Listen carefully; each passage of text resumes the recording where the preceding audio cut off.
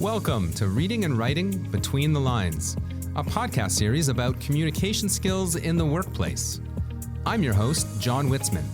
Join me as I speak with industry professionals and Conestoga faculty and alumni to explore their journeys with reading and writing skills.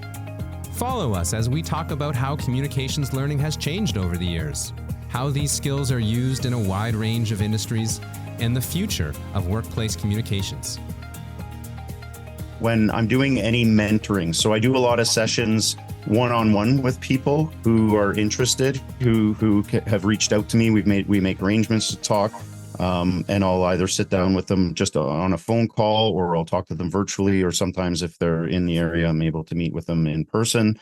But I do mentoring, and we have 10 areas of assessment that we look at, and communication skills is one of them.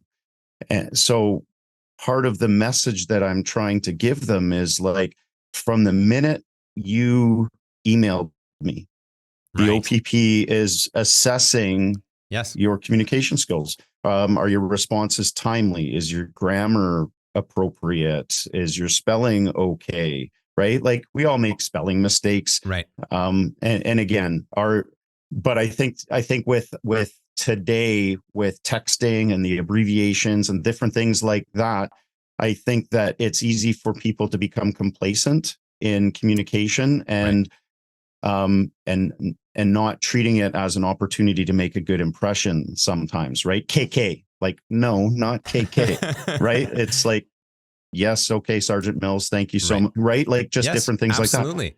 And there's a level of professionalism that you should aspire to as you're applying to a professional job, right? So we start so usually I tell people, like, make sure you're thorough with your application. Provide all the detail that's required that we ask for, because we're asking for it for a reason.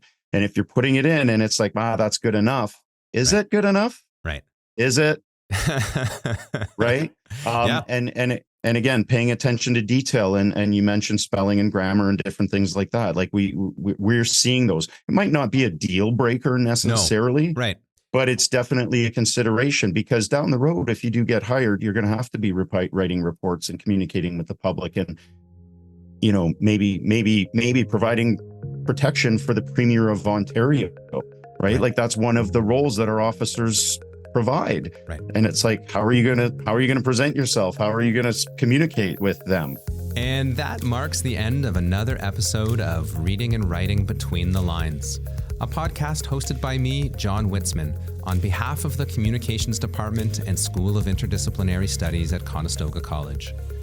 You can find other episodes of this series on our YouTube channel, Reading and Writing Between the Lines. Stay tuned for more episodes. Thanks for listening.